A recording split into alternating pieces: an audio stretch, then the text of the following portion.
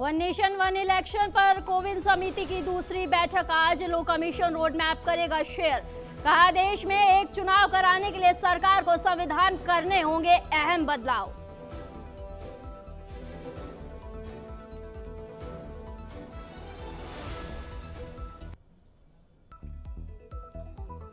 UP के कानपुर में सरकारी अस्पताल में 14 बच्चों को चढ़ाया संक्रमित खून। बच्चों में हुई HIV, एड्स, हेपेटाइटिस बी और सी जैसी बीमारियां। मामले पर मल्लिकार्जुन खड़गे ने कहा, डबल इंजन की सरकार ने स्वास्थ्य व्यवस्था को भी किया डबल बीमार। तमिलनाडु के उरापक्कम में दिल दहला देने वाली घटना सामने। ट्रेन हादसे में 3 बच्चों की हुई दर्दनाक मौत। तीनों बच्चे थे दिव्यांग पटरी के नजदीक खेल रहे थे।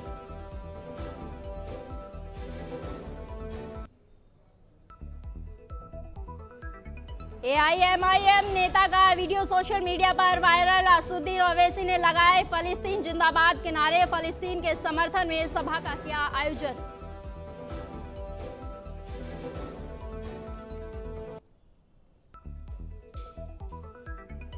चक्रवाती तूफान तेज का असर। केरल में तूफानी बारिश का अलर्ट। दिल्ली समेत ओडिशा और पश्चिम बंगाल के तटीय जिलों में बारिश की जताई संभावना।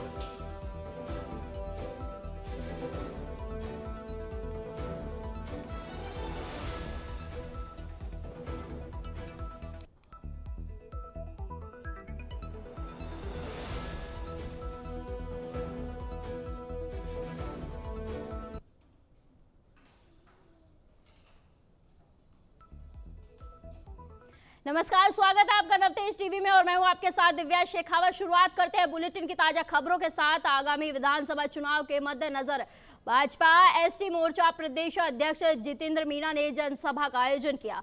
सभा में दर्जनों ग्राम पंचायतों के लोग जमा हुए। इस दौरान उन्होंने निर्दलीय चुनाव लड़ने का ऐलान किया। बता दें कि जितेंद्र मीणा 4 नवंबर को अपने कार्यकर्ताओं के साथ नामांकन भरेंगे। साथ ही जनसभा में जनता ने भी भारी मतों से जितेंद्र को जिताने का वादा किया। जितेंद्र मीणा ने रामसर, पालावाला, जाटान, खिजूरिया, ब्राह्मणान और सांभरिया, कानोता, कुथाड़ा, रामर, तनपुरा, हीरावाला आदि ग्राम पंचायतों तुंगा से भी साथ ही बस्सी तहसील में जोड़ने का वादा किया।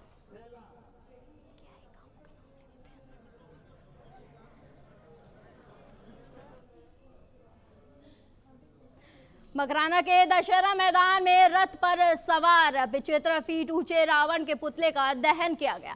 साथ ही भव्य आतिशबाजी और मेले का भी आयोजन किया गया। दहन से पहले भगवान श्री चारभुजानाथ की गाजो बाजों के साथ शोभा यात्रा निकाली गई, जो शहर के विभिन्न मार्गों से होते हुए दशहरा मैदान पहुंची। इस दौरान समिति के तत्वावधान में सम्मान समारोह भी आयोजित किया गया। खास बात यह है कि रावण के पुतले के निर्माण में भागीदारी निभाने वाले सभी कार्यकर्ताओं का सम्मान किया गया।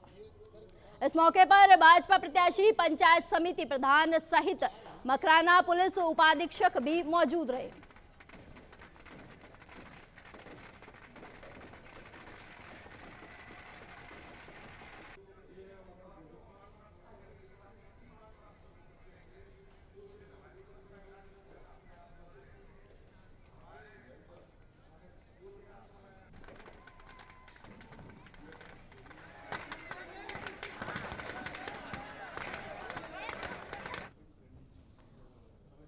श्रीगंगानगर में आचार संहिता के चलते जिला प्रशासन की अनुमति से शहर में विजयदशमी महोत्सव मनाया गया। ये कार्यक्रम श्री सनातन धर्म महावीर दल और चंद्रकला चांडक चैरिटेबल ट्रस्ट की ओर से आयोजित किया गया। कार्यक्रम सुखाड़िया सर्किल के पास रामलीला मैदान और SSB रोड मैदान दोनों ही जगह पर बड़ी ही धूमधाम से मनाया गया। साथ ही रामायण के कई पात्रों का भी प्रदर्शन किया गया।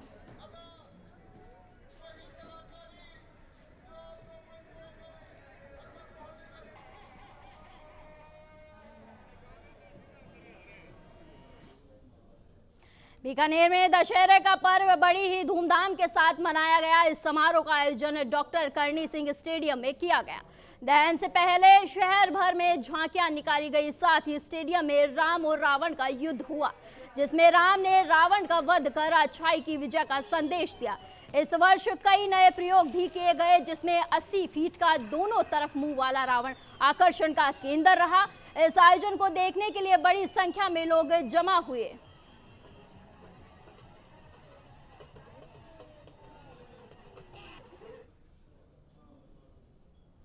राजस्थान में 1 नवंबर से खरीफ फसलों की खरीद 1 नवंबर से खरीफ फसलों की खरीद शुरू होने की घोषणा हो चुकी है, लेकिन बता दें कि अभी तक धरातल पर किसानों को पंजीयन खरीद केंद्र की तरफ से कोई जानकारी नहीं मिली है। साथ ही दलहन एवं तिलहन फसलों पर कुल उत्पादन में से 25% से अधिक खरीद नहीं करने का जो प्रतिबंध 2 दशकों से लगा हुआ था, उसे गृह मंत्री अमित शाह ने हटाने की घोषणा की थी, लेकिन उस पर भी कोई फैसला अभी तक देखने को नहीं मिला है। इन व्यवस्थाओं को निरंतर व्यक्त किया जा रहा है। इस कारण किसानों ने अपनी पीड़ा व्यक्त करने के लिए मुख्य सचिव राजस्थान से जयपुर सचिवालय में मिलने के लिए ट्रैक्टरों से जयपुर का कूच किया, जिसके बाद भी इस संबंध में किसी भी प्रकार का संज्ञान जिला प्रशासन ने नहीं लिया, बल्कि थाना अधिकारी द्वारा दी गई सूचना के अनुसार जिला कलेक्टर के उनके कार्यालय में मिलने की प्रतीक्षा करने का तथ्य भी झूठा साबित हुआ।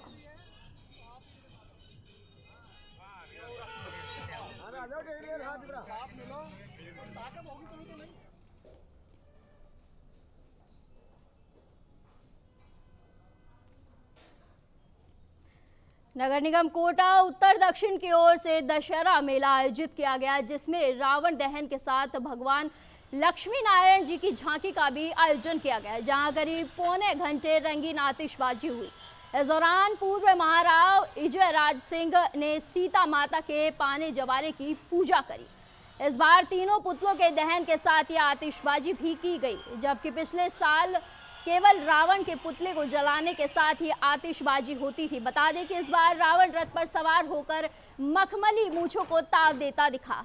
साथ ही रावण को 3D लुक में देखने के लिए लोगों का हुजूम उमड़ा।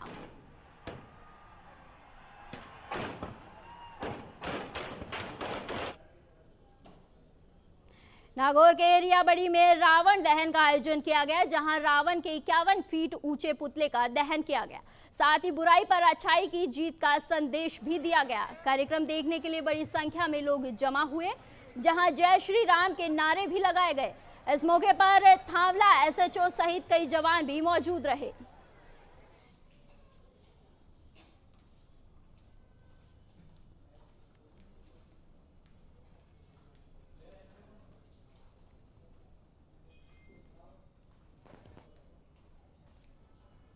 झालावाड़ के खानपुर में विजयदशमी का पर्व मनाया गया, जहां करीब 40 फीट ऊंचे रावण के पुतले का दहन किया गया।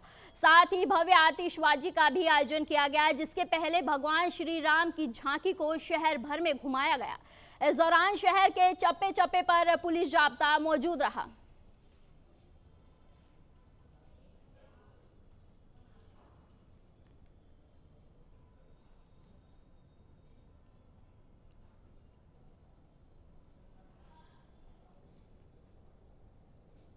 खबर पिलानी से है, जहां खरीदारी कर रहे युवक युवती को गाड़ी में डालकर ले जाने की घटना सामने आई है, जिससे बाजार में अफरा तफरी मच गई। आपको बता दें, पिलानी के निहाली चौक बाजार में एक युवक और युवती दुकान पर लक्ष्मी माता की फोटो खरीदने के लिए बात कर रहे थे। इसी दौरान 2 गाड़ियों में कुछ बदमाश वहां पहुंचे, उनके बीच बहस और हाथापाई भी हुई। बताया जा रहा है कि युवक युवती को अपने साथ गाड़ी में डालकर बदमाश वहां से निकल गए। बता दें, घटना की सूचना पुलिस मिलते ही पुलिस मौके पर पहुंची और मामले की जांच में जुट गई।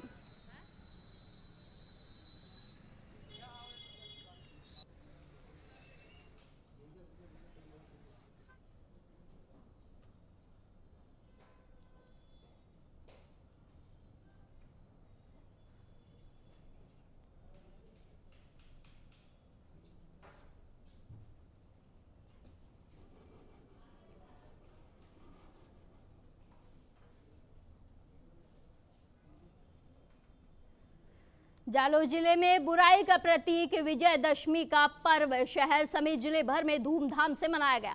वहीं जिला मुख्यालय पर स्टेडियम में रावण, मेघनाद, कुंभकर्ण के पुतलों का दहन किया गया। बुराई के प्रतीक रावण दहन को देखने के लिए शहर भर के लोग उमड़ पड़े। इससे पूर्व शहर में शोभा यात्रा निकाली गई जो विभिन्न मार्गों से होते हुए जिला स्टेडियम तक पहुंची। शोभा यात्रा में भगवान राम के जयकारों से माहौल गुंजायमान रहा। शोभा यात्रा में एक रथ पर राम, सीता, लक्ष्मण, हनुमान आदि की झांकियां लोगों के लिए आकर्षण का केंद्र बनी। बता दें, रावण दहन का नजारा देखने के लिए शहर समेत आसपास के गांव के हजारों की संख्या में लोग पहुंचे। वहीं स्टेडियम में व्यवस्था को लेकर पुलिस बल को तैनात किया गया।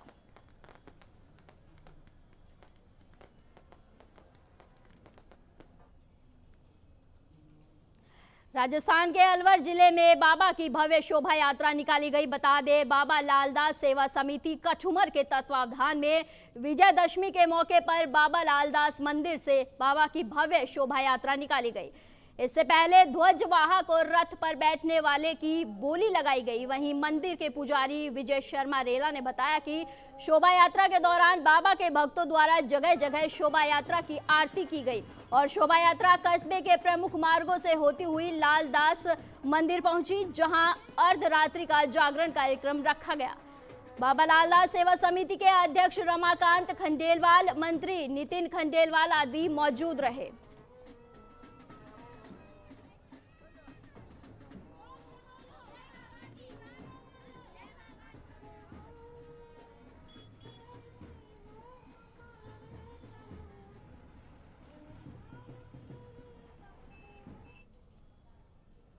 मुख्यमंत्री अशोक गहलोत का विधानसभा सरदारपुरा में 2 दिवसीय जनसंपर्क अभियान समाप्त हुआ।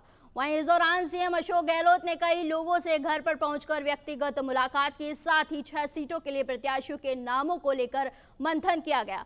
वहीं सीएम अशोक गहलोत को लेकर चर्चा का बाजार गर्म हो गया जब सीएम ने बीजेपी विधायक सूर्यकांता व्यास से उनके घर पर मिलने पहुंचे। सूत्रों से मिली जानकारी में सामने आया कि जोधपुर की सुरसागर विधानसभा सीट के लिए कांग्रेस अपने प्रत्याशी का चयन कर रही है।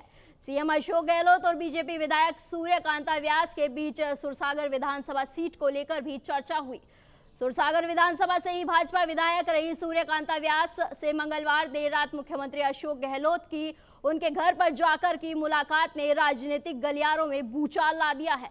गौरतलब है कि भाजपा सांसद शेखावत ने विधायक जीजी की तुलना कैलाश मेघवाल से करने पर विधायक सूर्यकांता व्यास ने सांसद की भाषा पर पलटवार किया था।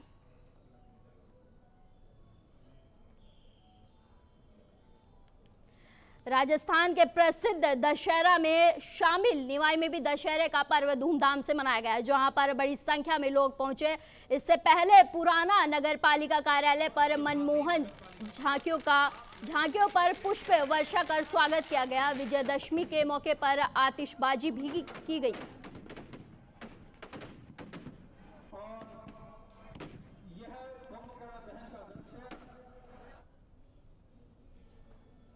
चित्तौड़गढ़ में भारतीय जनता पार्टी की ओर से 2 बार चित्तौड़गढ़ विधायक रहे चंद्रभान सिंह आकिया का टिकट काटने का मामला अब बीजेपी आला कमान के लिए अन्य विधानसभा क्षेत्रों की तरह गले की फांस बनता नजर आ रहा है, जिसमें विधायक चंद्रभान सिंह ने अपने अलग अलग तेवर दिखाते हुए 2 नवंबर को निर्दलीय प्रत्याशी के रूप में नामांकन दाखिल करने की घोषणा कर दी, जिससे अब भाजपा की मुश्किलें बढ़ने की संभावना जताई जा रही है। बता दें, विधायक चंद्रभान सिंह की ओर से टिकट कटने के बाद देर शाम को युवा सम्मेलन का आयोजन कर एक बार फिर से शक्ति प्रदर्शन किया गया, जिसमें हजारों की संख्या में युवा वर्ग शामिल हुआ। अपने संबोधन में विधायक चंद्रभान सिंह आकिया ने कहा कि शीर्ष नेतृत्व से उनका टिकट बिना किसी कारण के काटा है और एक बाहरी प्रत्याशी को चित्तौड़गढ़ का प्रत्याशी बनाया है, जिसे चित्तौड़गढ़ की जनता कभी स्वीकार नहीं करेगी।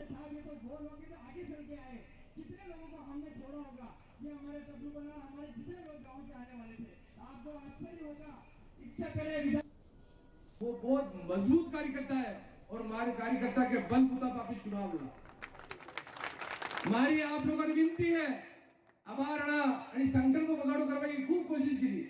कड़े मंडल अध्यक्ष जिदान, कड़े जिला का चयन जिदान, कड़े वे जिदान, कड़े युवा मोर्चा चयन जिदान, कड़े वे जिदान। कोई बात नहीं, बड़ी बड़ी आपका छोटा भाई है, आपका बड़ा भाई है, पर उन्होंने चेंज करनी है नहीं तो 3-4 महीना पहले करता। नीचे दरदर बड़ा काम को सीखो को काम करने को मौका मिलतो, पर उन्होंने व्यवस्था चंद्रभान सिंह आक्यों हुई और कड़ियों नहीं इनका वास्ते यो चुनाव अगर लड़ना है चुनाव तो लड़ना ही नहीं अपनी बात होगी बात होगी नहीं पर चुनाव का 2 तारीख ना भी फार्म भरागा कभी तारीख है 2 तारीख ना भी फार्म भरागा और 12:15 बजे भी फार्म भरागा कभी भैया और उन्हें प्रत्येक वोटर अगर चंद्रबाबू सिंह ने वोट देवड़ होगा तो प्रत्येक वोट देवड़ भारतीय जनता पार्टी का फार्म में उपस्थित रहना पड़ेगा। जयपुर में दशहरा के मौके पर श्री राम आशा पूर्ण चैरिटेबल ट्रस्ट द्वारा पहली बार रावण दहन किया गया। इको फ्रेंडली अभियान को नवीन कुमार भंडारी और गोपाल नगर विकास समिति की मदद से पूरा किया गया। इस बारे में बताते हुए गोमय परिवार के फाउंडर डॉक्टर सीताराम गुप्ता ने बताया कि किस प्रकार कोरोना काल में उपजे एक छोटे से विचार ने धीरे धीरे मूर्त रूप लेना शुरू कर दिया है और आम जनजीवन में जहां जहां भी लकड़ी जलती है उसके विकल्प के रूप में गोकाष्ठ का उपयोग करवाना शुरू किया।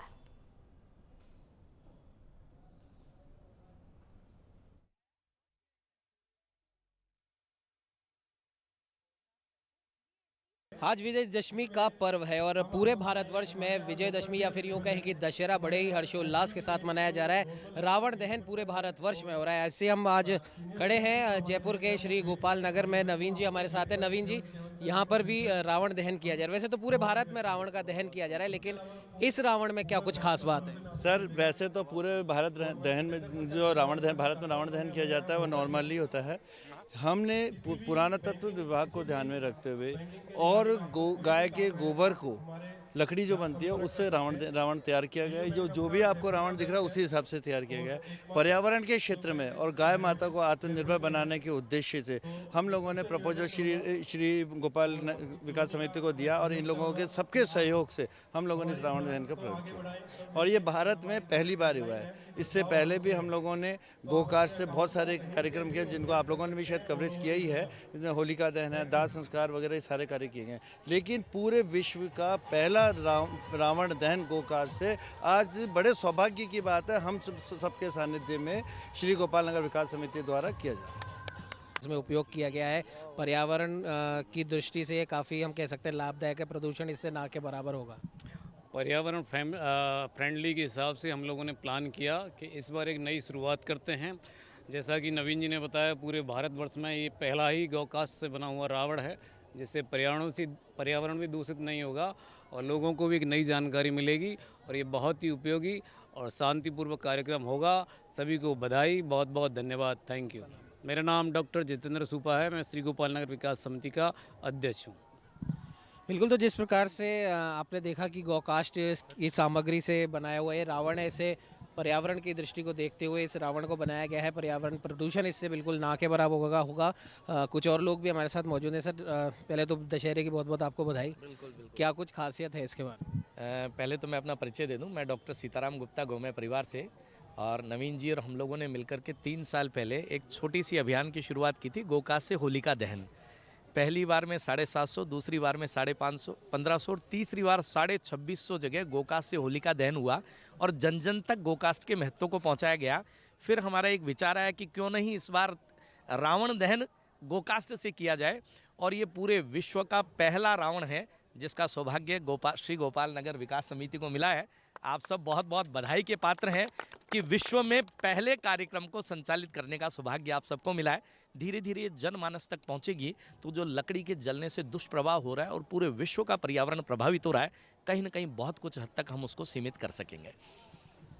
तो देखा जिस प्रकार से इन लोगों ने साफ किया है कि श्री गोपाल नगर में गौकाष्ठ की सामग्री से इस रावण को बनाया गया है, जिससे पर्यावरण प्रदूषण, जैसा कि इन्होंने बताया, बिल्कुल ना के बराबर होगा। आप देख सकते हैं कि ये तमाम जो ये आपको सामग्री यहाँ पर दिखाई दे रही है सभी गौकाष्ठ से बनाई गई है।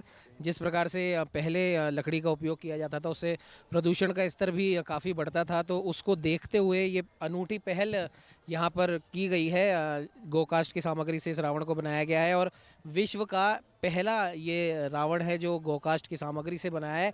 वास्तव में अपने आप में एक अनूठी पहल श्री गोपाल नगर समिति के द्वारा की गई और इन लोगों का भी ये कहना है कि धीरे धीरे इस सामग्री से बनी हुई चीज़ों का चलन बढ़े ताकि हमारे पर्यावरण में जो प्रदूषण फैल रहा है उसको रोका जा सके। सहयोगी कैमरामैन राजेश गुप्ता के साथ उमंग माथुर, नवतेज टीवी, जयपुर। प्रदेश के विधानसभा चुनाव में टिकट वितरण का दौर जारी है। इसी के साथ कांग्रेस और भाजपा एक दूसरे पर आरोप प्रत्यारोप लगा रही है। इसी बीच मंत्री प्रताप सिंह खाचरियावास ने भाजपा पर हिंदू मुस्लिम कर राजनीति करने का बड़ा आरोप लगाया है। प्रताप सिंह ने भाजपा पर चुनावी माहौल बिगड़ने के लिए मंदिर में मूर्ति खंडित करने का आरोप भी लगाया है। साथ ही उन्होंने कहा है कि भाजपा के लोग रात में भाजपा कार्यालयों में बैठकर मूर्ति खंडित करने की रणनीति बना रहे हैं। उन्होंने कहा है कि राजस्थान में भाजपा हिंदू मुस्लिम के नाम पर दंगे कराकर वोट चाहती है, इसीलिए सावधान रहने की जरूरत है। नोटबंदी को लेकर बीजेपी के बड़े नेताओं ने पूरे देश में दावा किया था कि 50 दिन हमको दे दो, देश बदल देंगे। देश बदल गया। 500 और 1000 के नोट बंद हो गए। पूरे देश में मनी क्राइसिस खड़ा हो गया। लोग लाइनों में खड़े खड़े मर गए। 50 दिन के बाद देश के हालात और ज़्यादा बिगड़ते गए। मनी क्राइसिस आया, गरीबी बढ़ी, बेरोजगारी बढ़ी और काला धन लाकर और कहा गया था कि उससे देश के हालात सुधर जाएंगे। काला धन आया नहीं। उसके बाद नया काम कर दिया कि 50,000 करोड़ रुपए जो नए नोट छापने में खर्च हुए थे 2000 के नोट छापने में, वो 2000 का नोट भी बाद में बंद कर दिया। पहले 1000 का नोट और 500 का नोट बंद किया, उसके बदले फिर लाए 500 का और 2000 का नोट, उसमें से 2000 का नोट बंद कर दिया। ये सब करके बीजेपी मुद्दों से ध्यान हटा सकती है, क्योंकि जब बड़ा शॉट लगता है तो लोगों में चर्चा होती है तो लोग खुद की समस्याएं भूलकर लाइन में खड़े हो जाते हैं। बीजेपी जनता को परेशान करके ऐसे मुद्दे लेकर आई इन 9 सालों में जिससे जनता अपने घर के कामों में लग जाए, नोट बदलवाने में लग जाए, जब हालात बिगड़े तो उसमें लग जाए, जीएसटी में लग जाए, लेकिन देश के हालात नहीं सुधरे। आप मुझे ये बता दो, इस वक्त पूरे देश में पेट्रोल डीजल की महंगाई से आम आदमी बहुत ज़्यादा त्रस्त है। जब वो पेट्रोल पंप पर जाता है उसकी आत्मा रोती है। बीजेपी पेट्रोल डीजल के मुद्दे पर एक भी बयान केंद्र का नेता नहीं दे रहा है। क्या केंद्र के नेताओं को ये नहीं बताना चाहिए कि अंतर्राष्ट्रीय मार्केट में जो क्रूड ऑयल के दाम तय होते हैं उन दामों के आधार पर राजस्थान में और देश में पेट्रोल डीजल बिकता है। इस वक्त क्रूड ऑयल के दाम $90 प्रति बैरल अंतर्राष्ट्रीय मार्केट में। यूक्रेन और रूस के युद्ध के बाद बहुत ज़्यादा तेजी से क्रूड ऑयल के दाम गिरे। एक बार तो $61 प्रति बैरल पर क्रूड ऑयल के दाम आ गए। अभी भी क्रूड ऑयल बहुत सस्ता है।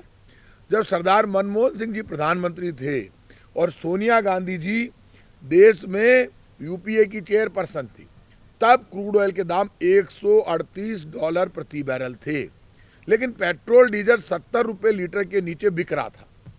जब मनमोहन सिंह जी प्रधानमंत्री 2014 में 14 तक बिक रहा था, फिर इनकी सरकार आ गई और 2014 से लेकर और 23 आ गया। आप मुझे ये बता दो, जब क्रूड ऑयल महंगा था $138 प्रति बैरल, तब 70 रुपये लीटर के नीचे पेट्रोल डीजल बिक रहा था। आज $50 सस्ता हो गया, तब आप पेट्रोल डीजल बेच रहे हो, पेट्रोल 100 के पार और डीजल 100 के नज़दीक आप बेच रहे हो। क्योंकि आपने क्या किया, एक्साइज ड्यूटी के ऊपर special excise duty, additional excise duty और सेस केंद्र सरकार ने लगा दिया। एक्साइज ड्यूटी भी वो लगा दी जिसमें राज्यों का हिस्सा खत्म हो गया। यदि बेसिक एक्साइज ड्यूटी पर ये लगाते, बढ़ाते, तो राज्यों को भी उसका पैसा मिलता। मतलब अब पैसा राज्यों को नहीं मिलता। यदि पेट्रोल डीजल में खजाना केंद्र सरकार का भरता है तो जो हिस्सा हमें मिलना चाहिए वो केंद्र सरकार हमें नहीं देगी, वो पूरा लेके जाएगी। कि राजस्थान के बीजेपी के नेता लगातार झूठ बोलते हैं, क्योंकि झूठ के जनरेटर है। इनको गोल्ड मेडल मिलना चाहिए। 2014 में राजस्थान में जितना टैक्स था उतना ही टैक्स आज है, क्योंकि बार बार जब इन्होंने हमने टैक्स कम किया, बीच में कहा राज्य टैक्स कम कर दो, तो हम उसी स्तर पर आ गए जितना 2014 में था। हमने तो टैक्स बढ़ाया नहीं। तो बीजेपी जवाब दे कि पेट्रोल डीजल के दाम कब कम करेगी, कैसे कम करेगी, क्यों नहीं कर रही है, इतना टैक्स कहाँ पर जा रहा है।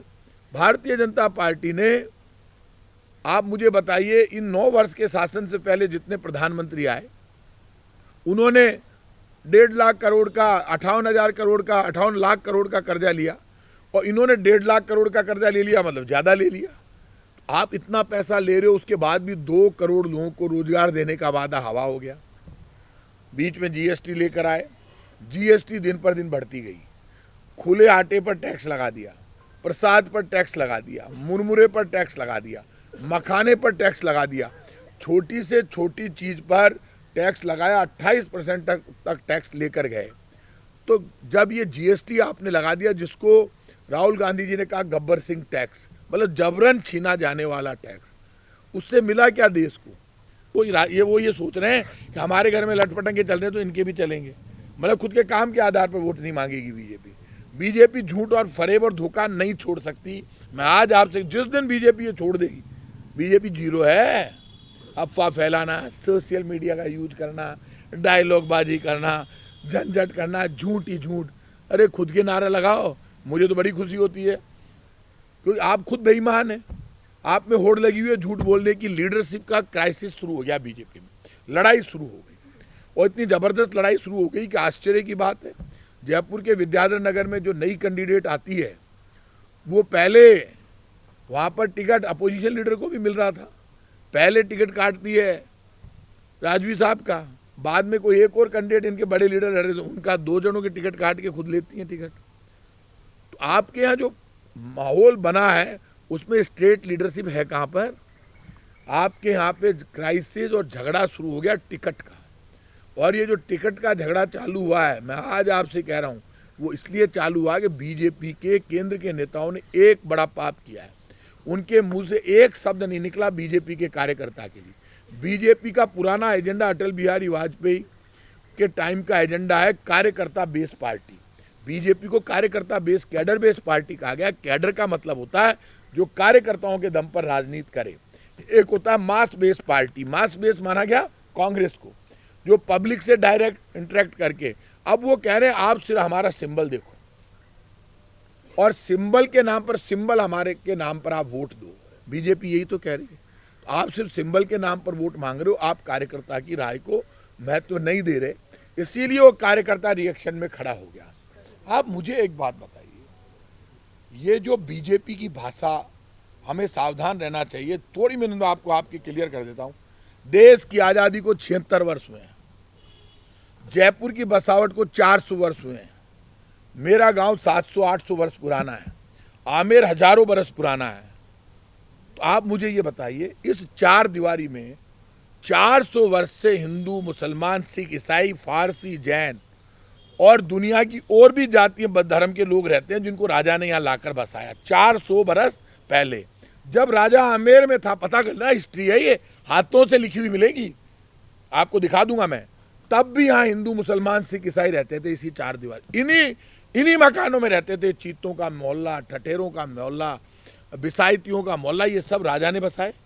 मंदिर, मस्जिद, गिरजाघर, गुरुद्वारा जयपुर की शान है, जो 300-350 साल पुराने 4 दीवारी मिलेंगे और आमेर में हजारों बरस पुराने मिलेंगे।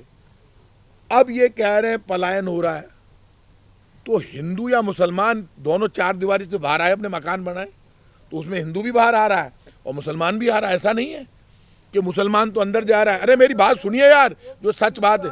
मैं, अरे मेरी यार छोड़ो यार, मैं 76 वर्ष के पहले जा रहा हूँ। देश की आज़ादी को सिर्फ 76 वर्ष हुए, 76 वर्ष। कांग्रेस, बीजेपी, हमारी उम्र 76 वर्ष है। अब बीजेपी की 40 साल, हमारी ज़्यादा है, 100 वर्ष मान लो। हमारे से पहले भी जयपुर था। ये हिंदू, मुसलमान, सिख, ईसाई मेरे गांव में भी थे, यहाँ भी है। बीजेपी की दुकान जब बंद होने लगती है, बीजेपी का सामान जब कम होने लगता है, तब बीजेपी झूठ का सहारा लेती है।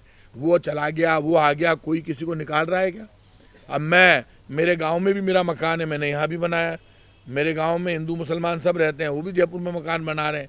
और सिटी वाले, मैं आपको हिंदू बता दूँ, इसी सिविल लाइन्स में इतने जो वहाँ से यहाँ पलायन कर गए, इधर आ गए, कोई झोटवाड़ा चला गया, सब जब परिवार बढ़ता है तो आते हैं। अब ये बात कोई मीडिया का मुद्दा तोड़ना है, बीजेपी का मुद्दा है। इसलिए आप बीजेपी कांग्रेस में मत बटो, आप तो सच के साथ रहो। सच के साथ रहोगे, आपको सच्चाई सामने आ जाएगी। अभी के लिए बुलेटिन में बस इतना ही। जुड़े रहिए नवतेज टीवी के साथ। नमस्कार।